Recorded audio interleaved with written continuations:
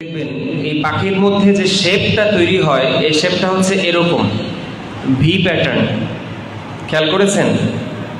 সামনে একটা পাখি থাকে, সেই পাখির ডানে এবং বামে ভি আকৃতি তৈরি করে একটা শেপ নিয়ে পাখিগুলো উড়তে থাকে। এমন হয় না যে এই প্যাটার্ন করে না, সরল রেখার প্যাটার্নে তারা ওড়ে না। ওড়ে কিভাবে? এটা ভি শেপ নিয়ে। তো আপনারা কখনো খেয়াল করেছেন বা চিন্তা করেছেন এই ভি শেপে কেন আসে?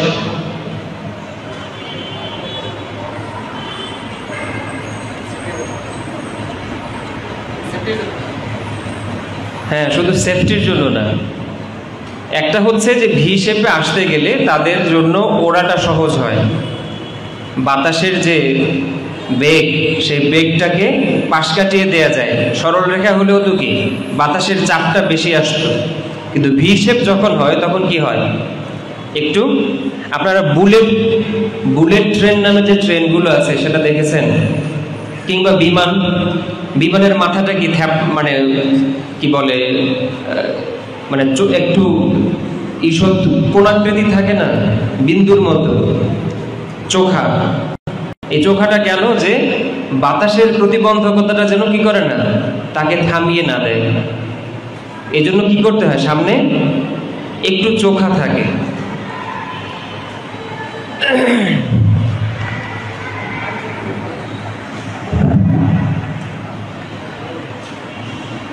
তো সায়েন্স বলছে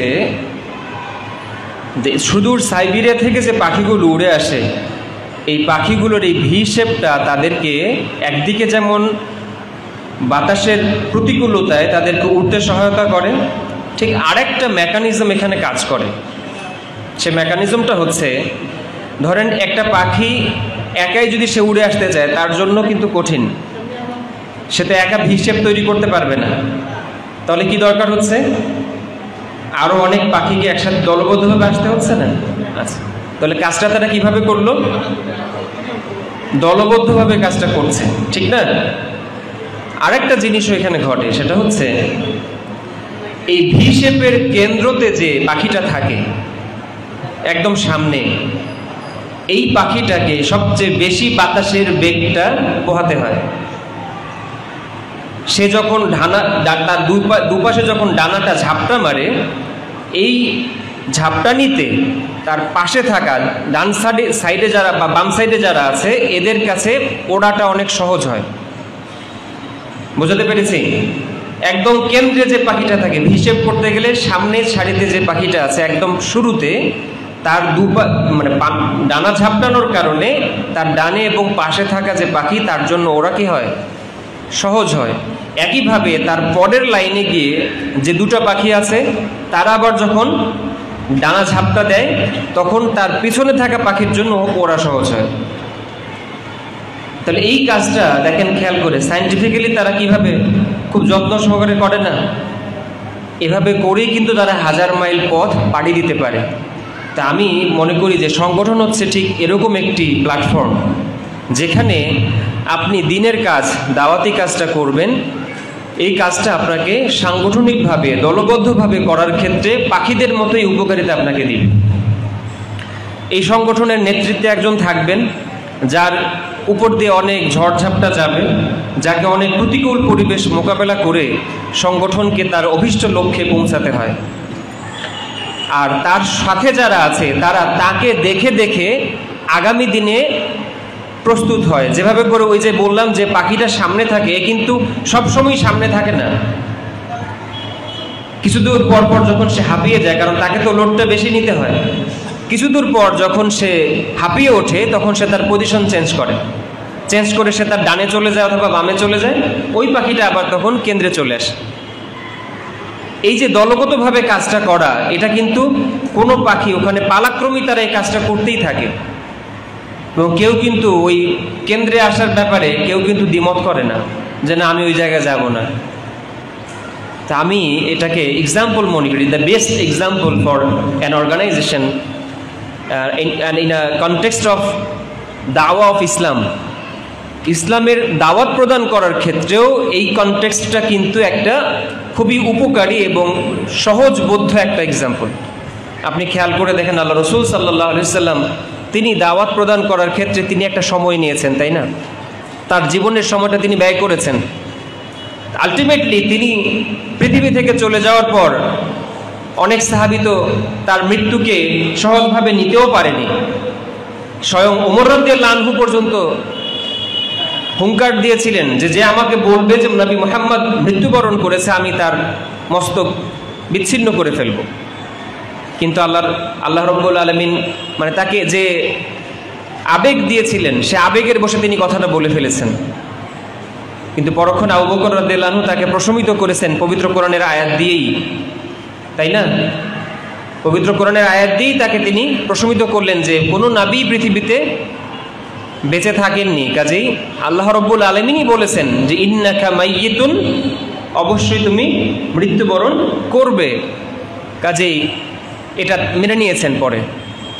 কিন্তু তারপরে ইসলাম তো মানে তিনি যে আশঙ্কা করেছিলেন যে নবী না থাকলে ইসলাম জিন্দা থাকবে কিভাবে, কিন্তু ইসলাম কি মরে গেছে? দেখেন তারপরে হালটা কিন্তু আবু বকর রাদিয়াল্লাহু আনহু ধরেছেন, ওমর ইবনুল খাত্তাব রাদিয়াল্লাহু আনহুও সেই হাল ধরেছেন, এবং পর্যায়ক্রমে আজকে আমরা যে ইসলাম পেয়েছি এটা তো তাদেরই সেই ধারাবাহিকতারই ফল, তাই না? তা আজকে আমরা যদি নিজেদেরকে ওয়ারাসাতুল আম্বিয়া বলে দাবি করি, সে জায়গা থেকেও আমাদের দায়িত্ব হচ্ছে আমাদের এই ধারাবাহিকতাটাকে রক্ষা করা। অপরদিকে আমাদের সাংগঠনিকভাবে যে আমাদের উপর স্কন্ধে আমাদের যে দায়িত্ব এসেছে, এই দায়িত্বের মধ্য দিয়ে প্রথমত আমাদের নিজেদেরকে গড়ে তোলা, যে এই সাংগঠনিক কাজগুলো বা এই দাওয়াতি কাজটাকে সঠিকভাবে আঞ্জাম দেওয়ার জন্য আগে আমরা নিজেরা প্রস্তুত হব। এরপর আমরা আমাদের জায়গায় আবার আরেকজনকে প্রস্তুত করে রেখে যাব, আমার জায়গায় আরেকজনকে তৈরি করে রেখে যাব যে আমার অবর্তমানে কী করবে, সংগঠনের হাল ধরবে কিংবা দাওয়াতি কাজে আঞ্জাম দিবে। তো সেই জায়গায় আমরা আসলে সক্রিয় আছি কিনা, এটা হচ্ছে প্রশ্ন। তো আপনাদের কাছে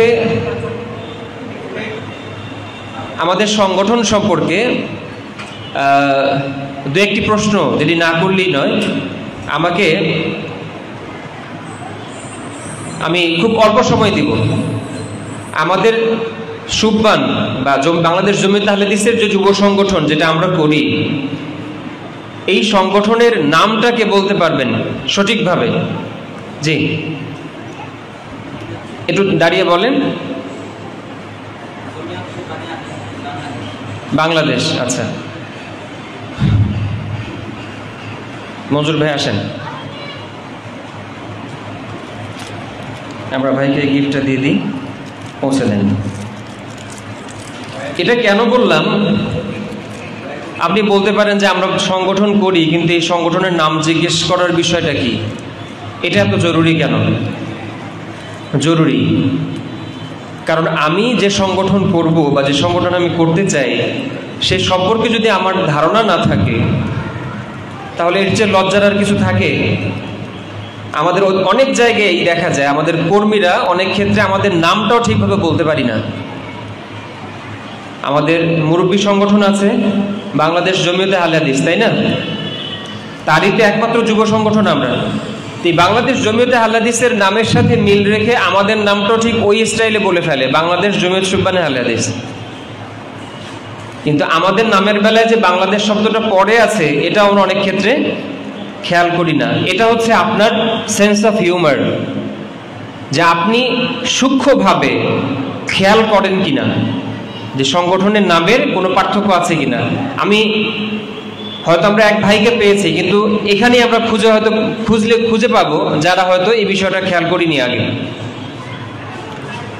আচ্ছা, এবার আমরা বলি যে আজকে যে কর্মশালা হচ্ছে আপনারা দেখতে পাচ্ছেন ব্যানার, তাই না? তো এই ব্যানারে আমরা বলেছি আজকের কর্মশালা কাদের কর্মশালা? আরেফদের। আমরা আজকে আরেফ আছি কারা কারা এখানে? আরেফ কারা? আরেফ বলতে বুঝি কি? এই পিলারে হেলান দিয়ে আছেন যে ভাই, বলেন তো আরেফ মানে কি?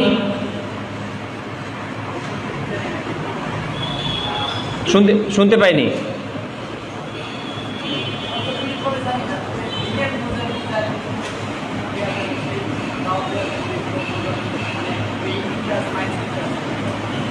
আচ্ছা,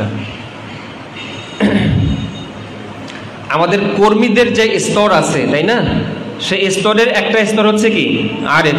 তো আমাদের সংগঠনের কর্মীদের স্তর কয়টা বলেন তো, কি কি?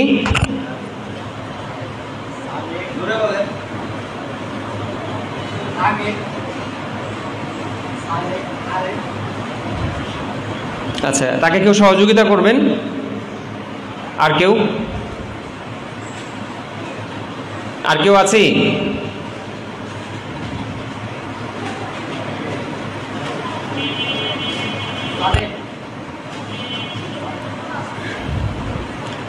আর আমরা কেউ বলতে পারবো না? ভাইকে সহযোগিতা করতে পারবো না?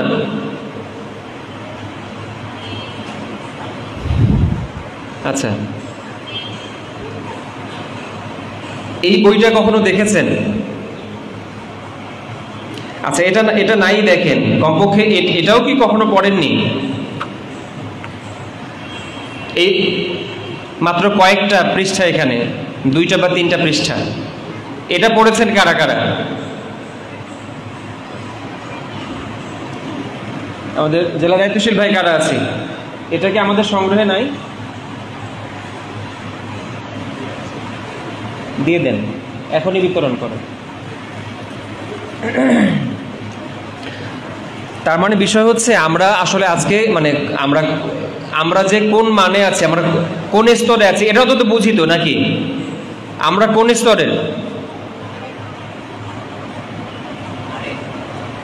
আচ্ছা, সংগঠনের স্তরগুলো শুরু হয় কোত্থেকে? প্রথম 4টা স্তর আপনারাই বলেছেন তাই না? প্রথম স্তর হচ্ছে রাগেব। আপনারা এই মানে ছোট্ট জিনিসটা পড়লেও কিন্তু পেয়ে যেতেন, এখানে মোটামুটি সব ধারণা দেয়া আছে, মোটামুটি সব ধারণা এখানে দেয়া ছিল। আচ্ছা, প্রথম হচ্ছে কি রাগেব।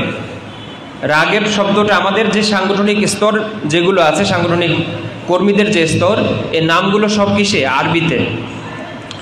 প্রথম স্তর হচ্ছে রাগেব। রাগেব মানে আগ্রহী। কি রাগেব মানে? আগ্রহী। এটা কোরআনে এই শব্দটির ব্যবহার আছে, রাগেবুন শব্দের ব্যবহার পবিত্র কোরআনে আছে। দ্বিতীয় স্তর হচ্ছে আরেফ। আরেফ অর্থ হচ্ছে সচেতন। কি? সচেতন। তাহলে আপনি সংগঠনের যদি আরেফ মানের কর্মী হন, তাহলে কি হতে হবে? আপনাকে সচেতন হতে হবে, সচেতন কর্মী। কেমন? 3 নম্বর হচ্ছে কি সালেক। সালেক এটা হলো অভিযাত্রী। অভিযাত্রী অর্থ হচ্ছে লাইক, এটা যদি ইংরেজিতে আমরা বলি কিংবা সামরিক পরিভাষা, তাহলে এটাকে বলা হয় কমান্ডার। মানে কি কমান্ডার? কমান্ডার হচ্ছে সেনাবাহিনীর কিংবা ফোর্সের এমন পজিশনের সৈনিক বা অফিসার যার নেতৃত্বে একটা কি চলে, একটা জোন তার দ্বারা পরিচালিত হয়, একটা অঞ্চলকে তিনি নিয়ন্ত্রণ করতে পারেন। কিংবা অভিযাত্রী বলা হবে এমন কর্মীকে যিনি একাই একটা এলাকায় বিপ্লব ঘটাতে পারবেন, সাংগঠনিক বিপ্লব ঘটাতে পারবেন। সেখানে ধরেন যে কোনো কর্মী নাই, সুব্বানের কোনো কর্মী সেখানে নাই, কিন্তু একজন সালেক আছেন। একজন সালেক সেখানে থাকা মানে তিনি একাই সেই এলাকায় সংগঠনের ভিত্তি স্থাপন করবেন, সংগঠনের বিস্তার করবেন, সংগঠনকে মজবুত এবং শক্তিশালী করবেন। একজন সালেকের সে দায়িত্ব। যেভাবে করে মরুভূমিতে বাগান তৈরি করার কাজ যেমন যতটা কঠিন, এই কঠিন কাজটা করতে হবে কাদেরকে? সালেকদের। আল্লাহ রাব্বুল আলামিন সূরা আল কাহাফের 13 নম্বর আয়াতে একটি চমৎকার কথা বলেছেন। তার আগে 10 নম্বর আয়াতেও বলেছেন তাদের উদ্ধৃতি দিয়ে। আল্লাহ রাব্বুল আলামিন বলছেন যে ইয আওয়াল ফিতয়াতু ইলাল কাহফি ফাকালু রাব্বানা আতিনা মিন লাদুনকা রাহমা ওয়া হাইয়্যি লানা মিন আমরিনা রাশাদা। একদল যুবক যখন তারা গুহায় আশ্রয় নিল, আশ্রয় নিয়ে তারা বলেছিল, হে আমাদের রব, আপনি নিজ থেকে আমাদেরকে অনুগ্রহ দান করুন আপনি নিজ থেকে আমাদেরকে অনুগ্রহ দান করুন এবং আমাদের জন্য আমাদের কাজকর্ম সঠিকভাবে পরিচালনায় আমাদের সুব্যবস্থা করে দিন। ও হাইয়ি ইলানা মিন আমরিনা রশাদা, আমাদের মাঝে আমাদের কাজকর্মকে সঠিকভাবে বাস্তবায়ন করার ক্ষেত্রে সুব্যবস্থা করে দিন। এই যে যুবক দল, সূরা কাহাফের অন্যতম একটা ঘটনা, যার নামে এই সূরার নামকরণ। আপনারা জানেন যে এখানে একদল যুবক যারা একটা রাষ্ট্র ব্যবস্থার বিরুদ্ধে, একটি শিরক ও অন্ধকারে নিমজ্জিত একটি শাসন ব্যবস্থার বিরুদ্ধে তারা সৎ সাহস নিয়ে তাওহীদের বাণী উচ্চারণ করেছিল। এবং এই অপরাধে যারা সম্রাটকে বা ওই দেশের রাজাকে ইলাহ হিসেবে মানতে যারা আপত্তি জানিয়েছে, যারা তাওহীদের অমোঘ বাণীতে যারা বিশ্বাস করেছে এবং এই বিশ্বাসের মধ্যে যারা নিজেদের ঈমানকে মজবুত রেখে যারা হুঁশিয়ারি উচ্চারণ করেছে যে আমরা কোনো সৃষ্টির উপাসনা করতে পারি না, কেননা কেবলমাত্র ইবাদত এবং উপাসনা পাওয়ার হকদার কেবলমাত্র কে? আল্লাহ সুবহানাহু ওয়া তাআলা। তিনি ছাড়া আমাদের মস্তক আর কারো কাছে আমরা নত করতে পারি না। এই ঘোষণা দেওয়ার পরপরই শাসক শ্রেণী তাদেরকে বন্দী করেছে। এক পর্যায়ে তারা সেই বন্দিখানা থেকে মুক্তি লাভ করে তারা এই নিরাপদ একটি গুহায় আশ্রয় নিয়েছিল এবং সেখানে আশ্রয় নেওয়ার পরও তাদের যে দোয়াটা ছিল, এই দোয়াটাই আল্লাহ রাব্বুল আলামিন কোট করেছেন পরবর্তীতে যারা এইভাবে ইসলামের কাজ করবে তাদের জন্য, যে আমাদেরকে দোয়া করতে হবে কিসের? যে রব্বানা আতিনা মিন লাদুনকা রাহমা, হে আল্লাহ আমরা তো আপনার পথে চলছি, কিন্তু এই পথ চলাটা আমাদের জন্য সহজ হবে যদি আপনি আমাদের উপর রহমত করেন। তাহলে আজকে আমরা যারা এখানে আছি, আমরা তো নিঃসন্দেহে ইসলামের পথে চলতে চাই, সন্দেহ আছে? যেহেতু আমরা ইসলামের পথে চলতে চাই, দাওয়াতি কাজ করতে চাই, সংগঠনের সাথে নিজেদেরকে সম্পৃক্ত করেই আগামী দিন আমরা আমাদের অভিষ্ট লক্ষ্যে পৌঁছতে চাই, কাজে এক্ষেত্রে আমাদেরকে অটল থাকতে হবে, সেই সাথে আল্লাহ রাব্বুল আলামিনের কাছ থেকে রহমত প্রত্যাশা করতে হবে, তার দয়া এবং অনুকম্পা এবং তার নিকট থেকে সুব্যবস্থা প্রত্যাশা করতে হবে।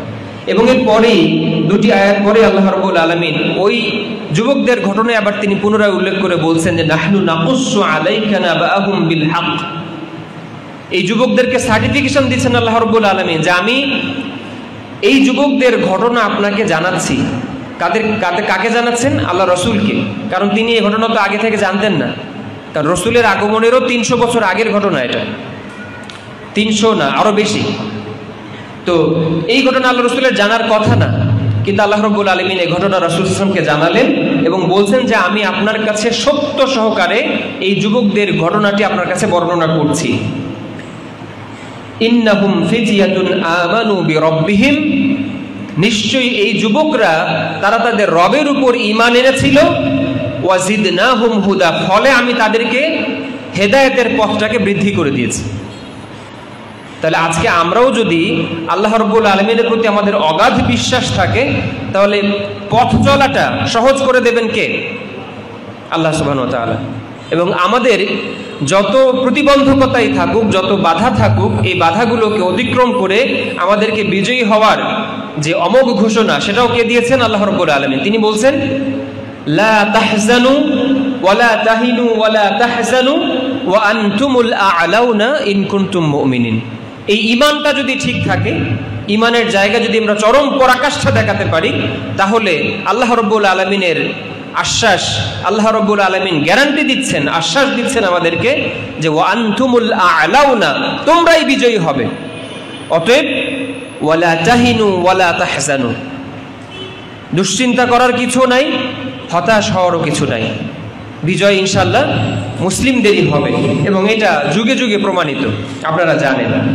সম্মানিত উপস্থিতি, আপনাদের উদ্দেশ্যে তাহলে আরো দুটি কথা বলি। সেটি হচ্ছে, আপনারা এটি হাদিস নিশ্চয়ই শুনেছেন, আল্লাহ রাব্বুল আলামিন কিয়ামতের মাঠে যখন বিচার প্রক্রিয়া শুরু করবেন সেই সম্পর্কে একটি হাদিস সহিহ তারগিব ও তারহিবে বর্ণিত হয়েছে যে কিয়ামতের ময়দানে 4টি জিনিস, 4টি বিষয় সম্পর্কে জিজ্ঞেস না করা পর্যন্ত আদম সন্তান তার পা নাড়াতে পারবে না, তার পা নাড়ানোর সে অনুমতি পাবে না। সে 4টি বিষয় কি? 1 নম্বর বলা হয়েছে তার বয়স সম্পর্কে জিজ্ঞেস করা হবে, তাকে যে বয়স দেয়া হয়েছে এই বয়সটা সে কি কাজে ব্যয় করেছে। তাহলে আমরা আজকে যারা এই যে এখানে অধিকাংশই আমাদের অ্যাভারেজ করলে হয়তো বয়স কত হবে, 20 থেকে 25 বছর, তাই না? অন অ্যান অ্যাভারেজ, বা সর্বোচ্চ 30 বছর। তো এই 30 বছর ধরে যত আমরা বেঁচে আছি, 30 বছরের হিসাবটা না দেয়া পর্যন্ত আমাদেরকে এক পাও নড়তে দেয়া হবে না। আবার দ্বিতীয়ত বলা হচ্ছে যে তার যৌবন সম্পর্কে জিজ্ঞেস করা হবে, ও আন শাবাবিহি ফিমা আফনাহু, তার যৌবন সম্পর্কে জিজ্ঞেস করা হবে তার যৌবন কালটা সে কিভাবে ব্যয় করেছে। তাহলে আজকে আমরা যারা এখানে উপস্থিত আমরা কি সবাই সেই জায়গায় তো আছি, এই বয়সটাতেই আছি না? আপনি একটু খেয়াল করে দেখেন, একটু গভীরভাবে চিন্তা করে দেখেন যে আমাদের এই বয়সটা সম্পর্কে আল্লাহ রাব্বুল আলামিন স্পেসিফিক্যালি জিজ্ঞেস করবেন। পুরো জীবনের মধ্যে কি যৌবনের বয়সটা আছে না? প্রথমবার যখন বলা হলো তার জীবন সম্পর্কে জিজ্ঞেস করা হবে, পুরো হায়াত সম্পর্কে, এখানেই তো সব ছিল। কিন্তু এরপরও আবার স্পেশালি কেন বলা হচ্ছে যে আন শাবাবিহি, তার যৌবনকাল সম্পর্কে? তার মানে আপনার আমার যৌবনকালটা কিন্তু খুবই গুরুত্বপূর্ণ একটা সময়। আর মানুষের যৌবনকাল, জাতীয় যুবনীতি যেখানে প্রকাশ হয়েছে আমাদের দেশে, সেখানে বলা হচ্ছে মানুষের যৌবনকালের সূচনা হচ্ছে 17 বছর থেকে শুরু। কত বছর? 16 বা 17 বছর থেকে যৌবন শুরু হয় এবং এটা শেষ হয় 35 বা 40-এর কোঠায় গিয়ে। এটা হলো কি যৌবনের সময়কাল। তাহলে এই সময়কাল সম্পর্কে আল্লাহ রাব্বুল আলামিন আমাদেরকে জিজ্ঞাসা করবেন। এবং 3 নম্বর হচ্ছে তার সম্পদ সম্পর্কে জিজ্ঞেস করা হবে, সে কোন খাত থেকে সে আয় করেছে আর কোন খাতে ব্যয় করেছে। এবং সর্বশেষ আরেকটি বিষয় সম্পর্কে জিজ্ঞেস করা হবে, ওয়ান ইলমিহি, তার ইলম সম্পর্কে, বিমা আমিলা বি, সেই ইলম দ্বারা সে কতটুকু আমল করেছে বা আমল করেছে কি না আদৌ, এ সম্পর্কেও জিজ্ঞেস করা হবে। এই 4টি প্রশ্নের উত্তর না দেওয়া পর্যন্ত কোনো আদম সন্তানের যেখানে কিয়ামতের মাঠে এক পা নাড়ানোর অনুমতি নেই, সেই জায়গায় আমরা নির্বিকার থাকার সুযোগ আছে? তাহলে আমাদেরকে আমাদের জীবন নিয়ে ভাবতে হবে না? আমাদেরকে কি আমাদের জীবনের লক্ষ্য উদ্দেশ্য কর্মপন্থা নির্ধারণ করতে হবে না? আমরা কি গতানুগতিকভাবে ওই অন্য সবার মতো আমরা আমাদের গড্ড প্রবাহে আমরা কি আমাদের গা ভাসিয়ে চলবো? যারা ফেসবুকিং করে, অনলাইনে সময় বেশি ব্যয় করে, তারপরে যে পাবজি আর কি খেলা আছে এগুলো খেলে যারা সময় নষ্ট করছে, কিংবা চায়ের স্টলে, রাস্তার মোড়গুলোতে ভ্যানের উপর বসে মোবাইল রেখে লুডো খেলে, এভাবে সময় নষ্ট করার সুযোগ কি আমাদের আছে? সম্মানিত ভাইয়েরা, আমরা জীবনের একটা সর্বশ্রেষ্ঠ সময় আমরা পার করছি। আপনি বিশ্বাস করেন আর না করেন, জীবনের সর্বশ্রেষ্ঠ একটা সময় আমরা পার করছি। এই সময় সম্পর্কে কত কবি কত কথা বলেছেন, কত প্রবাদ প্রচলিত আছে।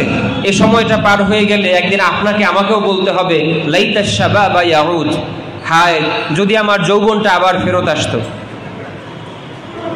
এই আফসোস, আপনি বিশ্বাস না হয়ে থাকলে আপনি একজন বৃদ্ধ মানুষকে জিজ্ঞেস করে দেখেন যে আপনার জীবনে যদি বলা হয় যে আপনাকে কোনো একটা সময় ফিরিয়ে দেওয়া হবে, আপনি কোন সময় ফেরত চাইবেন? উত্তরটা কি পাবেন? যে আমাকে আমার যেন তরুণ এবং তারুণ্য আর যৌবনের সময়টা যদি ফেরত দেওয়া হয়। ভাইরা, আমরা তো সেই জায়গায় আছি। তাহলে বৃদ্ধ বয়সে গিয়ে যেখানে আমাদের আফসোস করার কথা, যে জায়গাটা, যে সময়টা নিয়ে, সেই জায়গায় কিন্তু আমরা অবস্থান করছি। কাজেই এই সময়টাকে আমাদের এখন সঠিকভাবে, উত্তমভাবে কাজে লাগানো দরকার। দিনের কাজে আমাদের মনোনিবেশ করা দরকার, আমাদেরকে দিন সম্পর্কে জ্ঞান নেওয়া দরকার, দিনের প্রচার প্রসার করা দরকার। হ্যাঁ, অনেক কথা আছে, এত কথা আজ সব একসাথে বলা যাবে না। আমাদের পরবর্তীতে আলোচক আছেন, সম্মানিত প্রশিক্ষক যারা, আমাদের শাইখ মোহাম্মদ আব্দুল আল কাফি আল মাদানী ভাই আছেন, তিনি গুরুত্বপূর্ণ আলোচনা রাখবেন। আমাদের মোহাম্মদ আব্দুল মাতিন ভাই আছেন, তারা আলোচনা রাখবেন। আমি যেহেতু আপনাদের কাছ থেকে যেটা আমি উপলব্ধি করতে পারলাম যে আপনাদের এরকম কোনো সেশনে বা কোনো প্রশিক্ষণে আপনাদের অংশগ্রহণ এই প্রথম, অধিকাংশের ক্ষেত্রেই এই প্রথম। কাজে আমি খুব আলোচনার গভীরে যেতে পারলাম না, কারণ আমার কাছে মনে হচ্ছে যে আমি যে বিষয়গুলো আলোচনা করব বলে প্ল্যান করে নিয়ে এসেছি, এগুলো আপনারা কতটুকু ধারণ করতে পারবেন এটা আমার সন্দেহ। তা আমি হতাশ হচ্ছি না, আমরা শুরু করেছি ইনশাআল্লাহ। এই ধারাবাহিকতাটা খুব অল্প পরিসরে হলেও ঠিক এভাবেই আমরা জেলা দায়িত্বশীলদের উদ্দেশ্যে বলছি যে এভাবে আমরা সকাল থেকে জোহর পর্যন্ত দিনের অর্ধেকটা অংশ এভাবে করে আমরা যদি সেশন আমরা 3 মাস পর পর বা প্রতি 2 মাস পর পর আয়োজন করি, সবগুলো শাখা উপজেলার ভাইদেরকে একত্রিত করে আমাদের কেন্দ্র থেকে কেউ আসুক না আসুক বা কমপক্ষে একজন হলেও কেন্দ্র থেকে এনে কিংবা পাশের জেলা থেকে আমাদের ভাইদেরকে এনে যদি আমরা একটু প্রশিক্ষণের ব্যবস্থা করি, আমার মনে হয় আমরা আমাদের নিজেদেরকে আরও বেশি গড়ে তোলার সুযোগ পাব। শুধু আমার আলোচনা শেষ করব, শুধু 5টি বিষয় আপনাদেরকে স্মরণ করিয়ে দিয়ে যেতে চাই। 1 নম্বর হচ্ছে, আমরা যেহেতু সংগঠনের 2য় স্তরের কর্মী, প্রথম হচ্ছে কি বলেছিলাম রাগেব, 2য় হলো আরেফ, 3য় হচ্ছে সালেক এবং 4র্থ হলো সালেহ। তো সালেহ যারা হন তারা কেন্দ্রীয় মজলিসে শুরা বা মজলিসে আম যেটা আমরা বলি, এই মজলিসে আমের তিনি সদস্য হয়ে যান, তিনি কেন্দ্রীয় কর্মী হয়ে যান। তো এটা আপনাদের জন্য সেই রাস্তা খোলা আছে, আপনারা পর্যায়ক্রমে আপনাদের মানোন্নয়ন করতে করতে ইনশাআল্লাহ আপনারাও সালেহ হবেন, এটা আমাদের প্রত্যাশা। আপনাদের উদ্দেশ্যে মূল কথা হচ্ছে, আমরা যদিও বলছি আমাদের প্রথম স্তর হচ্ছে কি রাগেব, রাগেব মানে আগ্রহী। তো রাগেবের পরিচয়ে আমাদের গঠনতন্ত্রে বলা আছে যে আমাদের এই সংগঠনের লক্ষ্য উদ্দেশ্য কর্মসূচিতে যারা আস্থা রাখেন এবং যাদের বয়স 10 থেকে 35 হয়, এই বয়সের মধ্যে যারা আছেন তারা যে কেউ, আমাদের একটা নির্ধারিত ফর্ম আছে, সেই ফর্ম পূরণ করে তিনি কি হবেন, রাগেব হিসেবে পরিণত হবেন। কিন্তু এক্ষেত্রে তাকে শুধু আমাদের লক্ষ্য উদ্দেশ্য যেটা, এই লক্ষ্য উদ্দেশ্যের সাথে তিনি সহমত পোষণ করবেন, তিনি আগ্রহ প্রকাশ করবেন যে হ্যাঁ এই লক্ষ্য উদ্দেশ্য নিয়ে আমি নিজেও কাজ করতে চাই। তাহলে আমাদের লক্ষ্য উদ্দেশ্যটা কি ছিল, কে বলতে পারবেন? সুবহানের লক্ষ্য উদ্দেশ্য কি? হ্যাঁ, একই ভাইয়ের কাছ থেকে আমরা নিয়ে দেখি আর কেউ পারেন কিনা। হ্যাঁ, না, আমরা বলেছি সুবহানের লক্ষ্য উদ্দেশ্য কি? আচ্ছা ভাই বলেন দেখি, একটু সবাই মনোযোগ দিয়ে শোনেন। হ্যাঁ, কালেমা,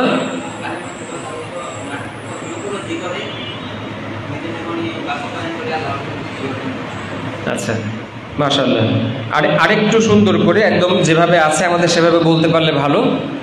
আমি বলছি, খেয়াল করেন, কালেমা তাইয়েবা কি? এটা কালেমা তাইয়েবা, আমার সাথে বলেন সবাই, কালেমা তাইয়েবা লা ইলাহা ইল্লাল্লাহ মুহাম্মাদুর রাসূলুল্লাহ কে যথাযথ উপলব্ধি করত, বলেন যথাযথ উপলব্ধি করত জীবনের সর্বস্তরে কোরআন ও সুন্নাহর বিধান প্রতিষ্ঠার মাধ্যমে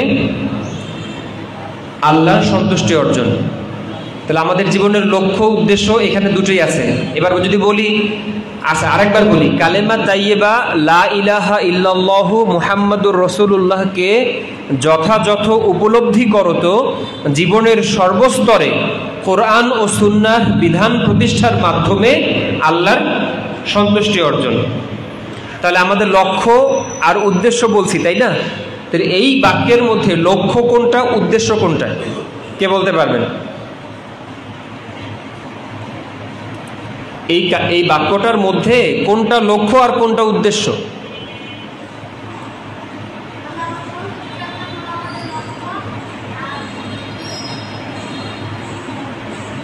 আর আগের অংশটা হচ্ছে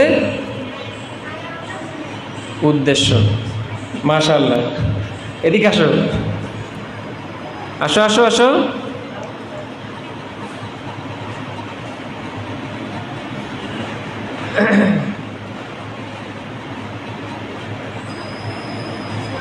আসো আসো, কি নাম তোমার? রেজওয়ানুল ইসলাম। সবাইকে ঘুরে সালাম দাও। আসসালামু আলাইকুম। হ্যাঁ, যাও। আচ্ছা দেখেন, সাহস করে বলেছে তো, তাই না? আমাদের চেয়ে কি বয়সে বড়?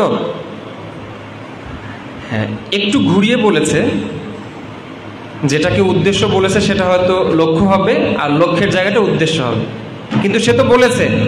এই যে আলাদা করে সে যে বলতে পারছে, এই জন্য আমি তাকে আন্তরিকভাবে ধন্যবাদ জ্ঞাপন করছি, মোবারকবাদ দিচ্ছি। তাহলে সম্মানিত ভাইয়েরা, খেয়াল করেন, আমাদের জীবনের উদ্দেশ্যটা কি?